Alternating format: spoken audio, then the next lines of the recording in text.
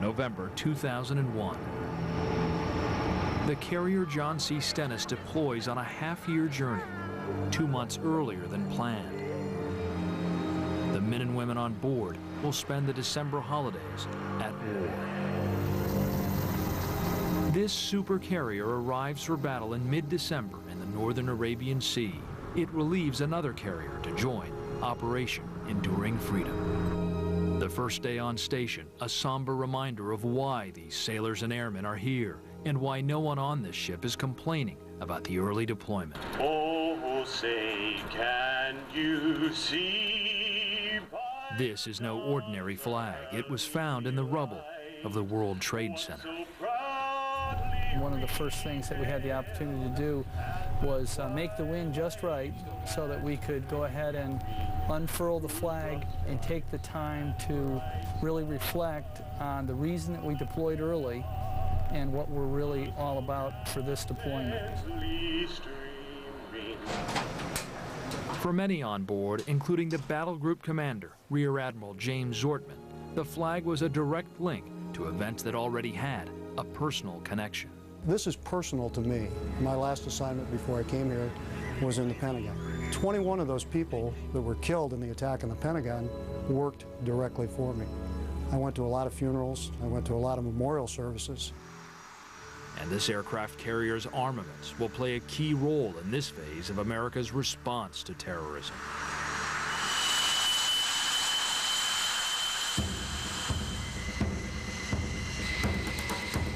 On the flight deck of the John C. Stennis, Carrier Air Wing 9 is launching flight operations over Afghanistan.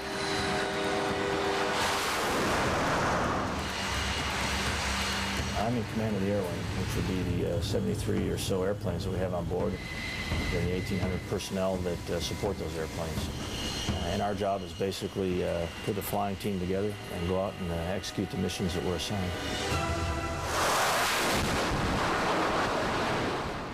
We've got each squadron lined out here, and we take the assigned time and mission that they're going to be going over the beach, and we line it up, and then we assign airplanes to it. And if you look closely at the aircraft going into battle, you'll see more reminders of exactly what brought them here. The F-14s have, instead of pilots' names, they have policemen and firemen's names who were killed in the World Trade Center.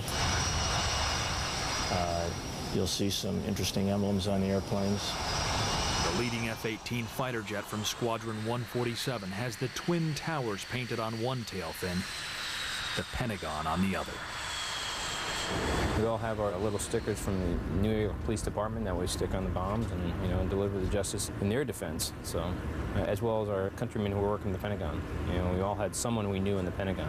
When you go to do it, you know that you're doing something that the American people stand behind. And that makes a great difference. This is the ready room for Squadron 147, known as the Argonauts. It's in these ready rooms that every mission begins and ends. We could be, though, we call for tasking at any time, so we need to be prepared for any contingency when we're out there. Commander Russ Knight leads a pre-flight briefing. He's a veteran pilot who's flown 50 different aircraft. He has 19 years in the Navy. His wingman is actually a wing woman, Lieutenant Commander Sarah Joyner. I always tell them I'm the little sister they never wanted. They're a great group. If I don't hold my own, they're going to let me know. If I toe the line, then they're going to treat me like everybody else, and that's fair. These pilots are also known by their call signs. He's Gladys, she's Clutch. They're getting ready for their first combat mission over Afghanistan. Is this close to a turnaround? But after this flight, both are heading to shore duty back in the States. This will be their last mission from the Stennis. Well, I was commanding officer of the squadron, and now I'm heading back to another job back at home. And so this is my last flight here in the squadron. For Gladys, this could also be the last carrier flight of his career. The whole focus is getting a squadron ready to go into combat. And here we are, we're doing it. And now it's time for me to go, but I don't want to go. So definitely bittersweet. Before every flight operation, there is the FOD walk. It stands for Foreign Object Damage. The crew walks the length of the flight deck looking for anything that isn't tied down. Even the smallest piece of debris, like a screw or a tiny scrap of metal, can be sucked into an engine. The consequence could be fatal to crewmen and damaging to aircraft. Once the deck is clear, the men and women of Air Wing 9 are ready to kick the tires and light the fires. And what we're looking at here is an EA-6B aircraft. Captain James McDonald watches over launch and recovery operations from the bridge. And of course, anybody that is commanding officer of an aircraft carrier is either a pilot or an NFO by trade, and been around it a lot, done a lot of carrier operations. For this pilot, the thrill of the launch never goes away. As you watch something like that, I mean, you've seen it thousands of times. Oh, you still can't. It's still awesome. With so little room on the flight deck and so much noise, an elaborate series of hand signals is needed to guide the aircraft around the deck and on to a safe launch. The people in the yellow shirts are the flight deck directors who move the planes. I taxi him forward to the position I want him, all the way to the beginning of the catapult. I tell you to hold his brakes and then drop your launch bar. As big as a carrier is, the runway is still too short for a plane to take off. The catapult system launches the plane off the bow of the ship and into the air. There are 4 catapults, or cats as crew members call them, on the John C. Stennis. Each cat is steam-driven with a long shaft underneath the deck. When released, the steam drives a piston down the shaft. Combine that with the full power thrust from the jet engines, and the aircraft goes from 0 to 150 miles per hour in approximately 2 seconds. The troubleshooter tells them power, power, power, check his positions, keep the nose down, touch his look, tells them to go.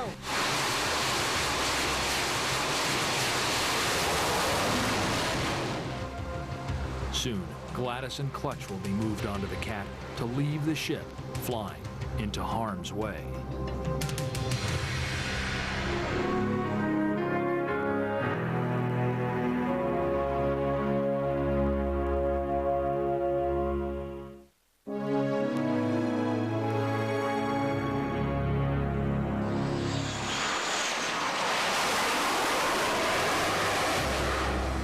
Night ops on the USS John C. Stennis. On this deployment, they primarily fly after dark, so the ship's schedule is upside down. The crew sleeps by day and works all night. This is day 2 of wartime operations for the Stennis in Operation Enduring Freedom. For the next 12 hours into the morning, planes from the carrier will fly missions over Afghanistan. There's only a faint orange light on deck, punctuated by this. To adjust their eyes for night vision, crew members make their way through passageways glowing in dim red light. On the flight deck, a walkover check for debris is lit only by flashlight.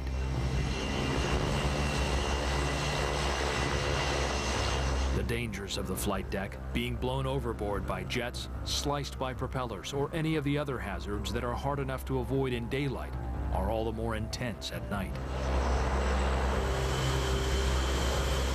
The intricate coordination of launch and recovery plays out as a dance in the darkness.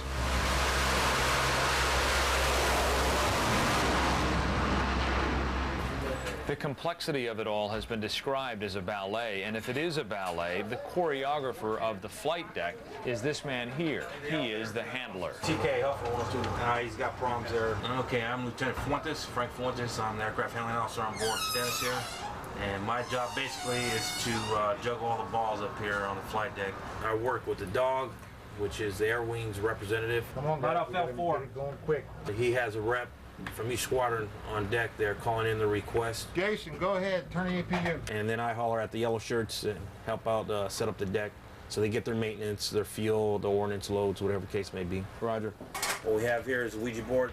The Ouija board, as they call it, is a model of the flight deck. It shows the whereabouts of each of the Stennis's 73 aircraft. Amid all of the multi-million-dollar technology on the Stennis, something simple shows the status of each plane. Nuts and bolts. It's our world's famous nutology here. All right, all carriers, all 12 carriers run some sort of system like this. Big Silver is first launch in the morning. He's earlier than the rest of the small Silver. 707's a second go now. Quick switch of the nuts and we're in there. 310. The nuts and bolts of the handler's job involve constant communication with the crew on the flight deck and the managers in charge. He can watch it all on TV monitors or from his window overlooking the deck. It's a ballet. It's a controlled chaos, basically. I mean, once we start up all the engines there, it gets a little crazy, especially these are all machines here, and they don't always cooperate with these, so that's when it gets a little bit challenging. Set 407, do the flip-flop, okay? Can we just flip-flop them now? Now, 30 seconds, we never know here, Handler. 707 and 704 swap. Steady and unshaken even after an 18-hour day, the handler manages every aircraft until it hits the air. All in all, about 65 flights every day. Once the aircraft leaves the deck, it's out of your hair then, is that right? Exactly.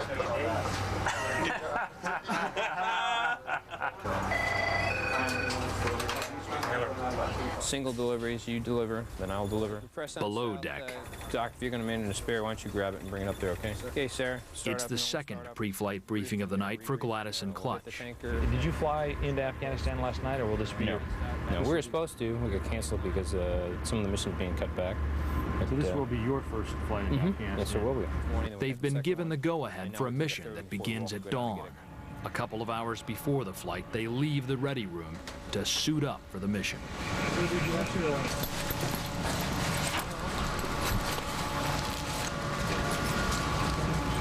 have a routine I go through, you know, like the way I dress. And, you know, you do think about memory more than anything else. A pilot's flight suit is a complete survival system with oxygen mask, combat gear, and flotation devices. This will automatically inflate when it hits the water. This is where you store all of your survival items, handheld GPS, handheld compass, signal mirror, spare batteries, most likely for the GPS.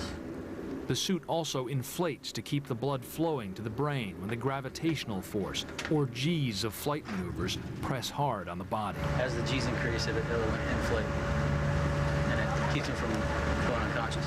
How much does all of that weigh? Probably about 45 pounds. I'm guessing. We've never actually weighed it, but I would say at least 45 pounds. Do you feel it when you're in flight, or do you forget about it? No, when you're flying.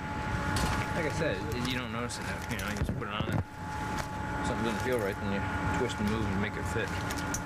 You gonna grab a power bar, Sarah? I've got three. Grab one. I'll grab one. I've got all sorts of things in mind. Grab a power bar, bring that with us. What's your mission today? Close air support. In case our troops need help down on the ground, we'll be there to help them out.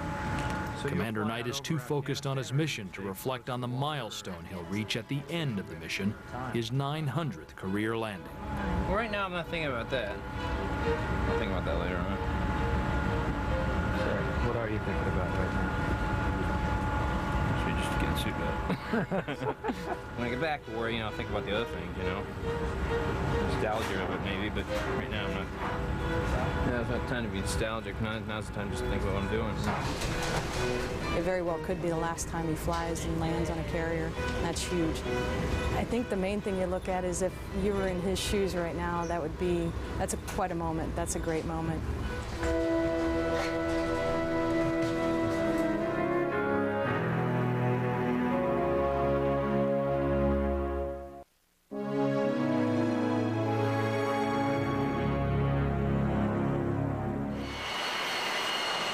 While missions continue above, it's dinner time in the mess decks. It's 7:30 in the morning. First choice is steak ranchero. Okay, we'll have one of those, please. And chicken cordon bleu. Food Service Officer Gordon Keith is the man who feeds the masses. A couple 1,000 pounds of meat a meal. We go through probably about $20,000 worth of milk in a month. That's more than 600 gallons of milk every day. Add to that 180 dozen eggs and 900 pounds of fresh fruit every day. Not to mention the thousands of beans in this gigantic vat of chili. This is the tomato soup. We prepare about 400 to 600 portions. You make soup for 400 to 600 people? Yeah, because we're feeding thousands of people every day. Cooking for this crew is a massive operation that hopes for quality in all of the quantity. They can't use a lot of spices, so it's bland. they got to make for 5,000 people. So. Is this the modern day equivalent of peeling potatoes? I'd say so. Yeah. Nobody likes doing it, but it's got to get done. So. As dawn breaks over the Arabian Sea, squadrons return from their night missions, landing on the carrier after some 6 hours in the air. First, the fighter jets, the F-14 Tomcats and the F-18 Hornets.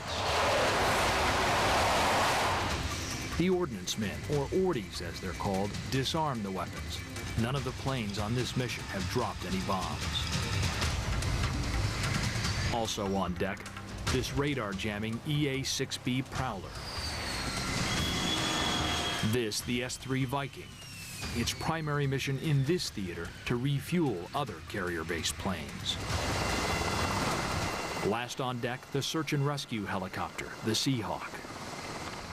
As the green shirt maintenance crews tend to these aircraft, pilots from other squadrons get ready for the next wave of launches. Planes are refueled, their weapons prepared. And Gladys and Clutch come above deck to prep their F-18s for launch. Piece of cake. Winds are light, takes about an hour and a half to get up there. You guys trying to tell me I'm in a different aircraft? I'm not sure.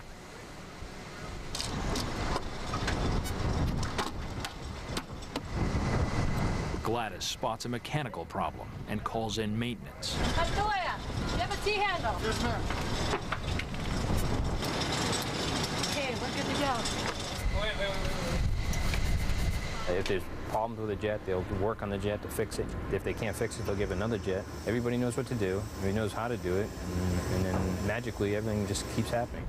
It's not really magic. It's just constant training that we've done.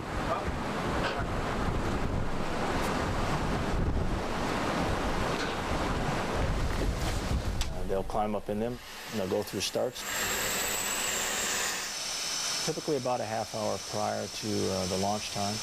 And once the starts begin, airplanes will be going through checks. Inside, the pilots are talking to one another, making sure all the ordnance and the weapons are working the way they're supposed to. They're programming the insides of the airplanes and computers to make sure they are set up for the missions that they have.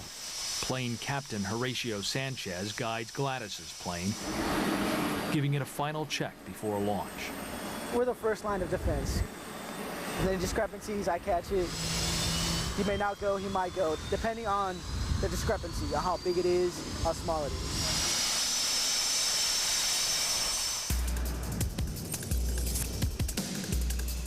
While Gladys waits for the all clear, Clutch, in aircraft 407, moves toward the catapult. Gladys has another technical problem, putting his last flight in jeopardy. To stay on schedule, Clutch launches.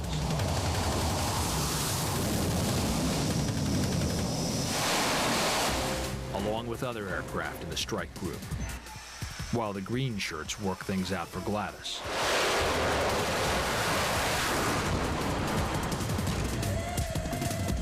Finally, the problem is fixed.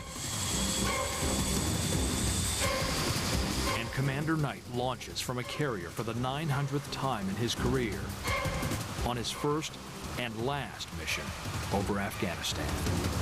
Finally get to bring the justice that we all rightly deserve to bring to Afghanistan. We get to do it today.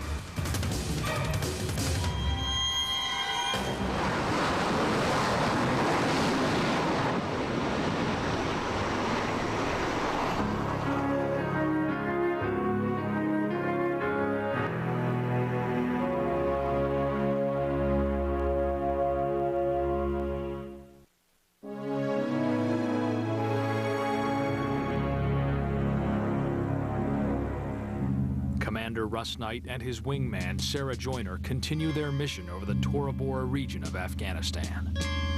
The aircraft in Air Wing 9 are directed from this center, commanded by the CAG, or Commander of the Air Group.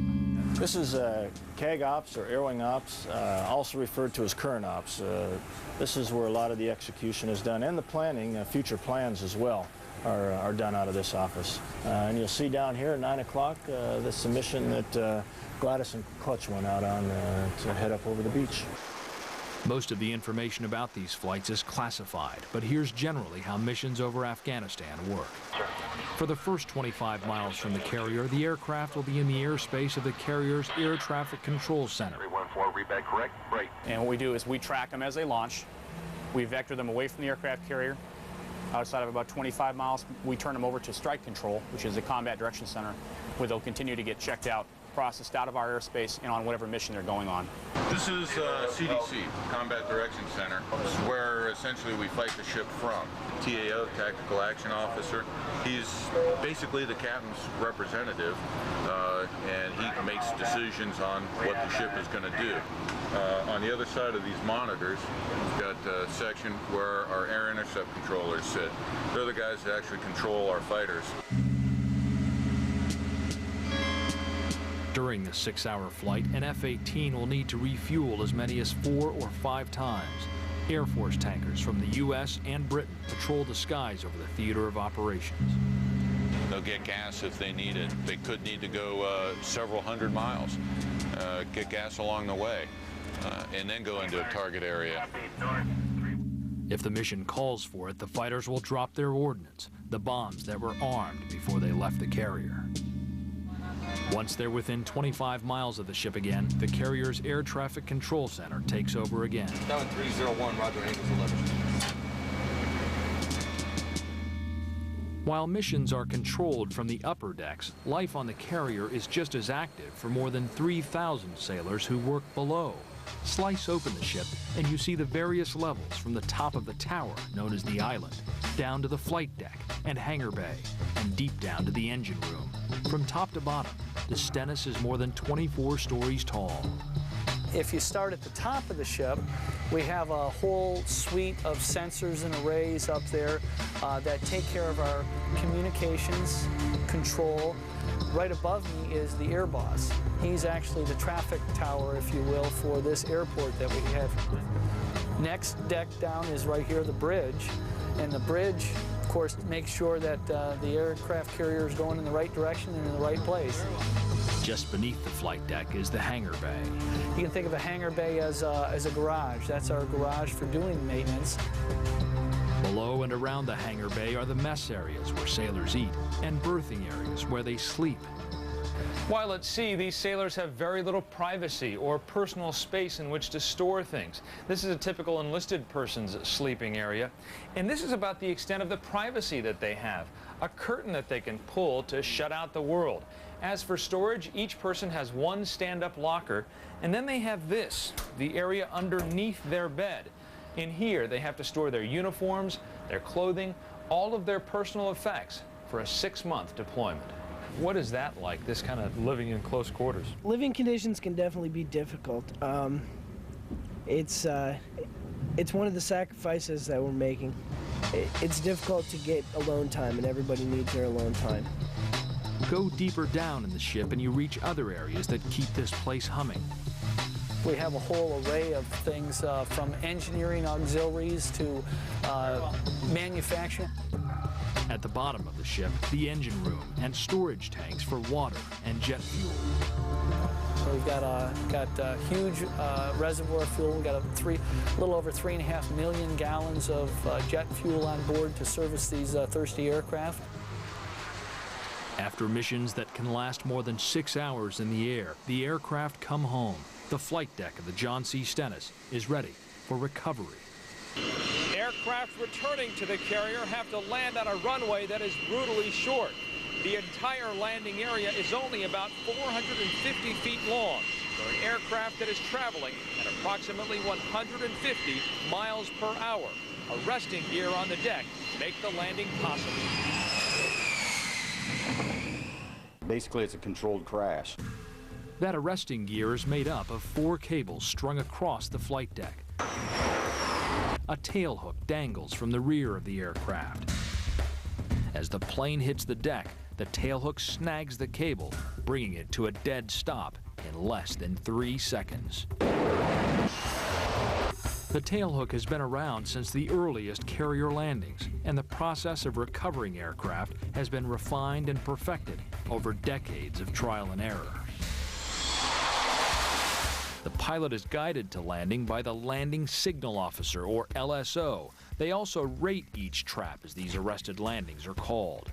Any of the 4 cables will stop the plane, but ideally a pilot will trap the 3rd cable. The runway is simply too short to handle a landing without the wires, which is why pilots gun their engines to full power as soon as their wheels hit the deck. If they miss the wires, it's a touch and go, and they speed off to try again. This they call the bolter.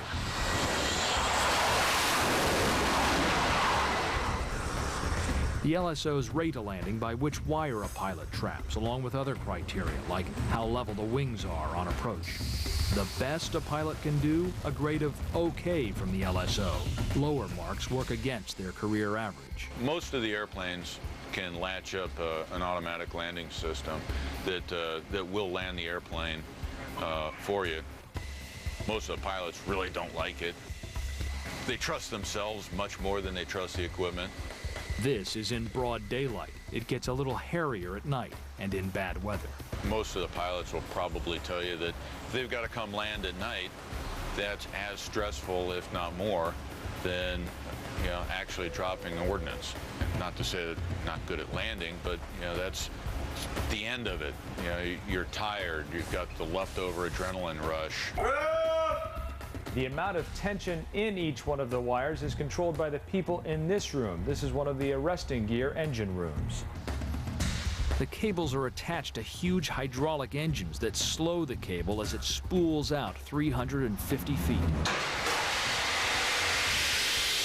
Okay, what happens is as soon as we get the weight of the aircraft, it's set. Our deck edge up topside will tell us at about a quarter mile out that the aircraft is in the groove. And then he'll say ramp, and that's when it gets right over the flight deck. Ramp!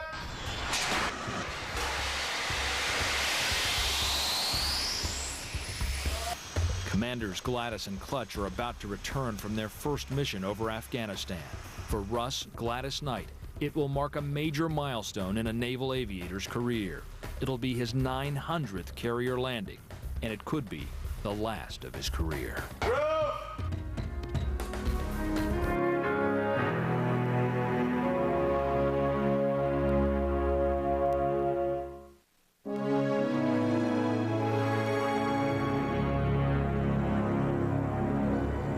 The motto of the Stennis is look ahead, but here in the forecastle there's also a link to the past.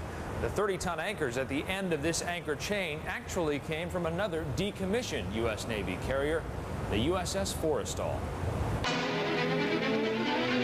The worst disaster to strike a U.S. Navy ship since World War II turns the supercarrier Forrestal into a floating holocaust. In July 1967, on the USS Forrestal, a rocket accidentally fired from a fighter jet struck another plane on board, knocking off a fuel tank and a 1,000-pound bomb.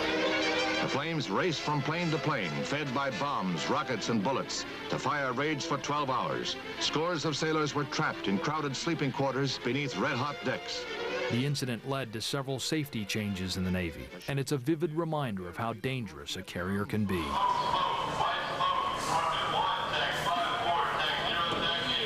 We have an at-sea fire party drill going here, and it's something we do every day. Keeps our primary responders sharp and in tune. There's only so far you can go on a ship, and you can't run away from the fire very easily. So our biggest concern is that smoke or whatever hazard is associated with the casualty would spread throughout the ship and start to kill sailors. Headed on their way to the sea. All throughout the ship we have petroleum products running throughout the piping that's going over our heads. We have electricity, high voltage electricity, hazardous material. In a given month of constant operations at sea and combat operations like we are right now, you're going to see 1 or 2 or maybe 3 actual casualties. It's just the nature of the business. Just like every Marine's a rifleman, every sailor's a firefighter. And when there are casualties, the ship is ready. The sick bay has fully equipped operating rooms. We can do any surgery imaginable. We even have complete laparoscopic. We've been out here a month and a half, and we've done, I think, 24 surgeries. For the citizens of the floating city of Stennis, there are a few hometown amenities that keep life on an even keel.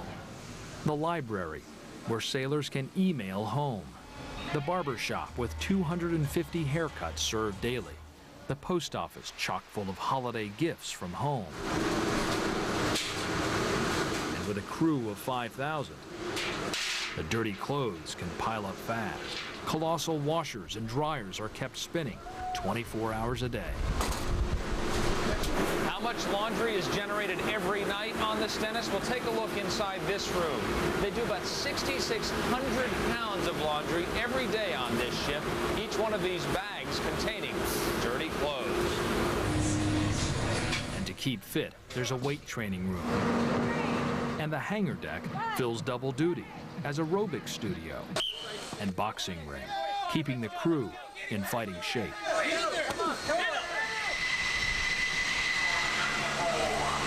All right, up on the bow, let's give them a proper flight deck attire, cranials, get your flow coats on, get them goggles down, let's get ready to recover some aircraft. The handler prepares the flight deck for a new round of aircraft recoveries. Pilots Gladys and Clutch are inbound. And remember, aircraft 407, that's that wash job there. We're going to park it. That true dog. Hey, let Jason know 407's going up the throat. Okay, go ahead. Get their buckets and everything ready up there.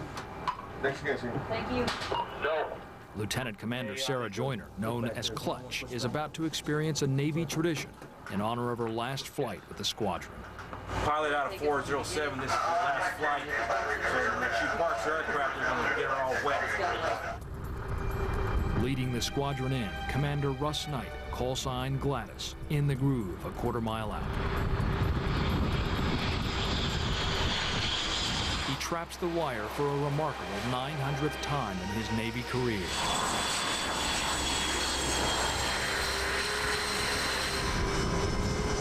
A few minutes later, Clutch brings aircraft 407 onto the deck.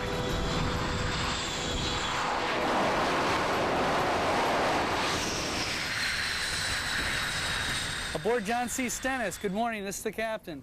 Commander Knight, call sign Gladys, did his 900th trap and his last trap aboard John C. Stennis, at least for this trip over, in aircraft number 401. I know that you and Sarah Joyner conducted your last flights, and Godspeed to both of you. You've been awesome shipmates. They'd love to see it through this deployment. They know that they have other things in their professional and their personal lives. They've been relieved, but they won't be replaced. Russ is a wonderful pilot and a wonderful human being, and it's almost impossible to overstate how significant his service is. He routinely touches several hundred lives a day. They do not fire their weapons during a 6-hour-long mission. That's sort of good news, because that means that we're getting to the point where we don't have to do that, so we can move on and take care of the rest of the things we need to do. Afghanistan's quiet. Every time you finish up with a squadron, they do what's called basically a wetting down. They throw water on you and haul you in, and if we were probably in the States, we'd pop some champagne or something and see you off, but we're on the boat, so. How did that feel? It felt actually really good. I had a little problem with the aircraft. It didn't have any cooling. So it was about 100 degrees. So of all the things that they could have done at that point, getting doused was pretty good.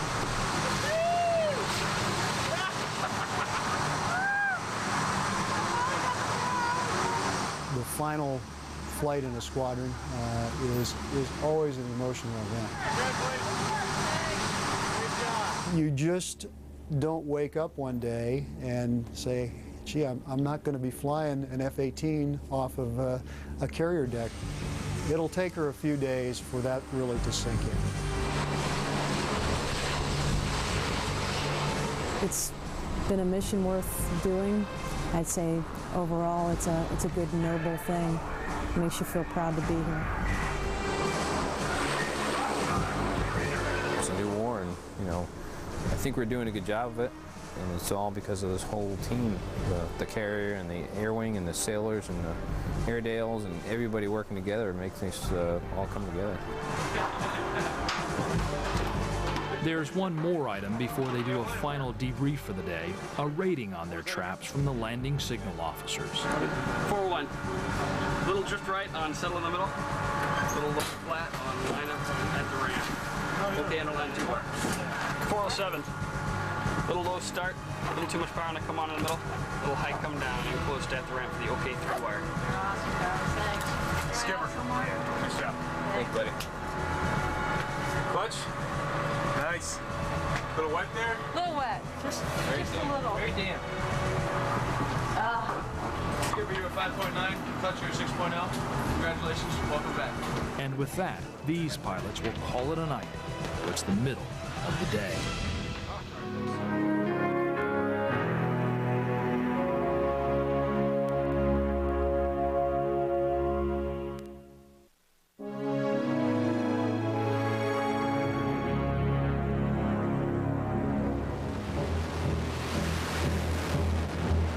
Adrenaline is high on the flight deck of this carrier at war. Soon after dawn on this 4th day, confirmation of the ship's first strike. 4th day of combat operations today bore fruit for the air wing and the ship team here. We had F-14 aircraft drop laser-guided bombs and F-18s drop Joint Direct Attack Munitions, or JDAM weapons, into eastern Afghanistan today. This is the first of an unknown number of strikes we'll conduct during our watch in Operation Enduring Freedom. They'll come back high-fiving and feeling pretty good about it. But it is a bit of a somber event that they're going through out here, but the biggest thing you're seeing is the intensity. The fighter jets dropped their ordnance in a coordinated attack on a convoy near the Afghan city of Khost. The Pentagon says the convoy was Taliban and al-Qaeda troops. There was an attack on a convoy of leadership that was identified through various intelligence means, and that was done within the last 24 hours. But the strikes proved controversial. Local Afghans in the convoy say it was a group of elders on their way to the inaugural ceremony for interim Afghan leader Hamid Karzai. Analysts now believe some tribal warlords may have taken advantage of American firepower by accusing rival leaders of being Taliban and misguiding U.S. intelligence. You know, the consequence of injuring or hurting somebody who's either friendly or a non-participant in combat is very difficult to deal with. And we go to extreme details and do a lot of training as well to make sure that that doesn't happen. We have dropped ordnance today, and I'm sure we'll continue to drop ordnance and do it with precision, do it with accuracy, and do it on call when needed, first time, every time.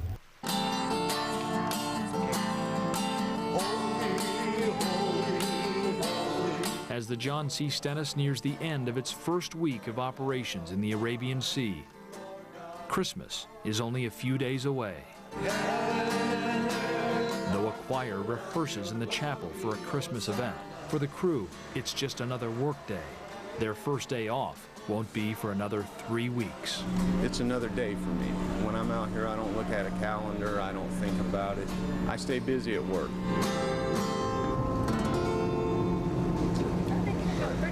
Partition mainsail class, William Smith. But there are other chances for the ship to gather, like this moment of pride to honor sailors who've earned a promotion in rank.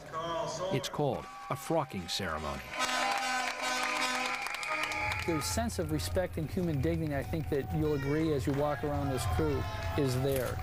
Because if they take care of one another, the whole community comes together. They fall together as a team, or they win together as a team. And I always encourage them to take care of themselves. Because if they don't take care of themselves, then it kind of all falls apart at the seams. The last time we saw this sailor, he was washing dishes in the galley. Now he's been promoted.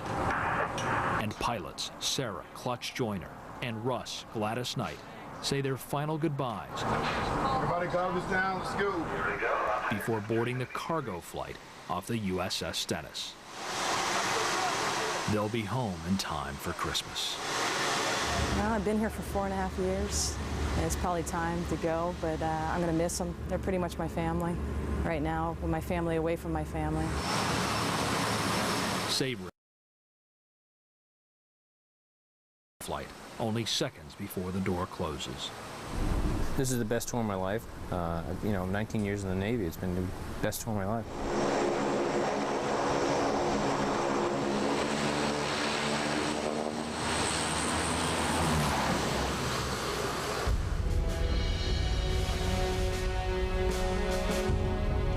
For the rest of the crew, there's 5 more months to go in this deployment. And no one knows how long America's new war on terrorism will keep the USS John C. Stennis engaged in battle, on highest alert as a carrier at war. If we continue with the pride and the professionalism we've shown to date, we can't do anything but be successful. Please make sure you take care of your ship, take care of yourselves, and take care of your shipmates.